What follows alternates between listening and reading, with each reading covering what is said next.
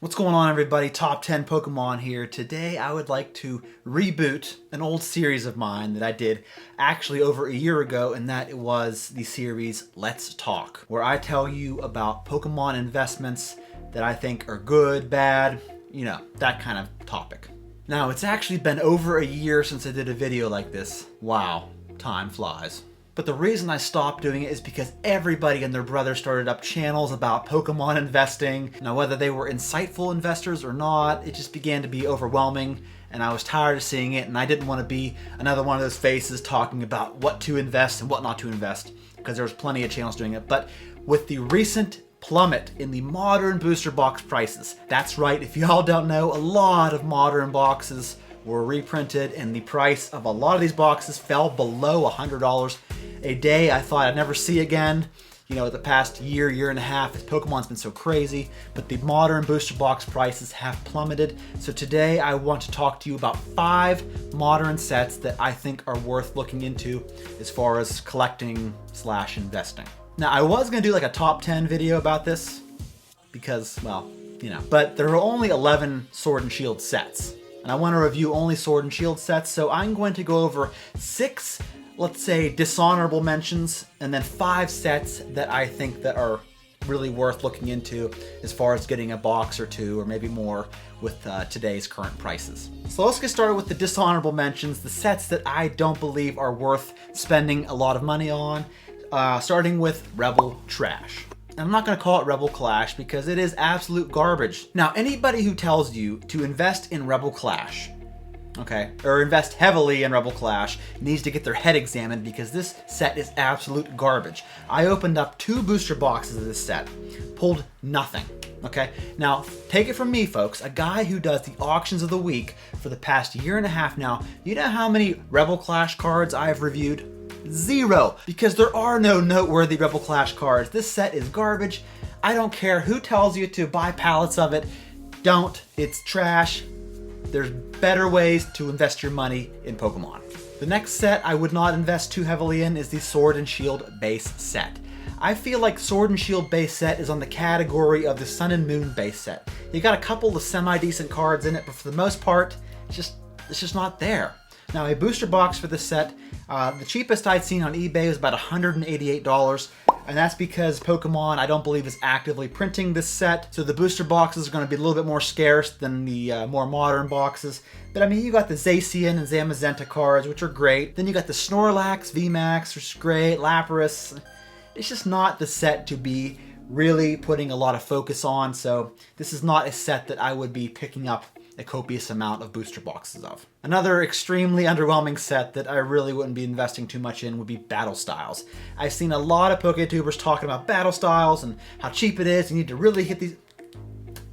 Be careful. Of all the sets I'm going to talk about today, Battle Styles right now is the cheapest as far as booster boxes go. You can get one for $87.99 right now. I have not seen a price of a booster box that low in years, and there's a reason why. Of all the cards in this set, the only one that I see come through as far as like graded copy is the Tyranitar alternate artwork card, which is a fantastic artwork, but it is extremely hard to pull from this box. And the Urshifu cards, as numerous as they are, and I think a lot of them are pretty cool, I can count on one hand the amount of times I've seen one come through an auction at any significant price. With all these beautiful Pokemon card sets and product, I would not be dishing too much out on Battle Styles. Fusion Strike. Fusion Strike was like Battle Styles. We all knew it was going to be a train wreck as far as value. I've been hearing that the packs from the booster boxes can be weighed. There are very few cards in the set that are actually worth grading. I mean, the ones that have been graded, like the Mew V, the Gengar VMAX, the Espeon VMAX, in PSA 10 right now, and this set is fresh, are only a couple $100. So if they're a couple $100 now with a pop of almost nothing, what do you think they're going to be next year when the pop report is flooded with them? Folks, I don't know about you, but I'm going to take a hard pass on investing in any kind of Fusion Strike product. Another set that I don't have much faith in is Darkness Ablaze. And it's not because it's not a good set. There's a lot of decent cards in it, but you have the Charizard V and the Charizard V Max, which are pretty much your only two big hits in that set, and they are just so insanely overpopulated. I'm going to put up on the screen just how many are in each of those. It is astronomical, and the PSA 10 to the overall pop report ratio is astounding. This set right here is the very definition of saturated, and you know what saturation does to the hobby. You know. I believe a booster box right now on eBay for Darkness Ablaze is about $120, and that's down from about $230 to $250. So the price of this box has been cut in half, like a lot of these boxes, so I would be very cautious if you want to pick up a lot of Darkness Ablaze product. And the last Sword and Shield set that I would be very hesitant on investing in is Shining Fates. Now when I heard this set was coming out, I thought, really? Already? You can tell Pokemon could not hold its load on this one. It wanted to capitalize on Hidden Fates, so I thought, what's a word we frequently use in Pokemon that everybody loves? Oh, shining. Let's see, Shining Fates.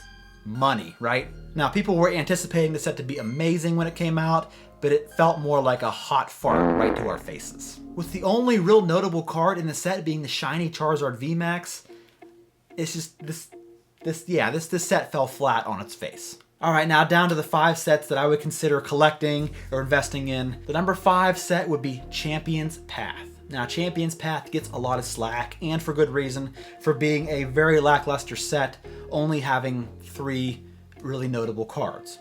But it's those 3 very notable cards that are going to keep this set alive. It is, of course, the Charizard V, the Charizard V Secret Rare, and the Charizard VMAX set that everybody wants.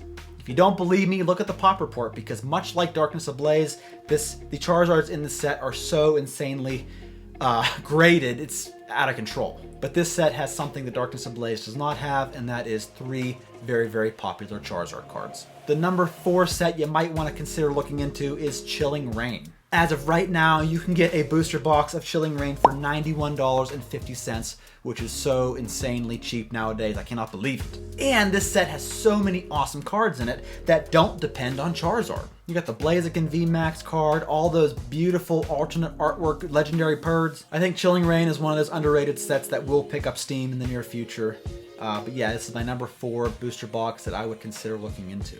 The number 3 set would be Vivid Voltage. Now, Vivid Voltage just got a massive reprint, much like a lot of these sets, and it was sitting at about $240 a booster box, now down to about $115. Buy it now on eBay. Now, this booster box was the first to contain the amazing rare cards that we all know and love, and it also had several Pikachu V and VMAX cards.